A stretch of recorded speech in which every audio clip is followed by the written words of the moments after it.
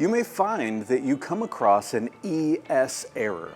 This is being triggered by your temperature and humidity sensor, but the name of the error is actually the ambient temperature sensor. What this sensor does is it keeps track of the temperature and the humidity to help the refrigerator cool in its most effective way, especially in the smart cooling setting. Now, for this error to happen, it means that we have either lost continuity in one of the sensors, they've become unplugged, or we are communicating properly, but the control board just isn't recognizing it. So what we're gonna do is go right to our control board first and foremost. You're looking for a 4-pin connector. You're gonna wanna check for continuity between the red wire and the blue wire, and then again between the yellow wire and the white wire. If you find that you have no continuity through both checks, it means that the sensor or the wires is bad.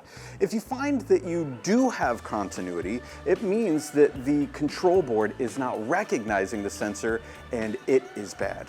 Like with any part replacement, but especially with these, always check with us first to see what is available before we choose to replace either the board or in some cases, the whole fridge.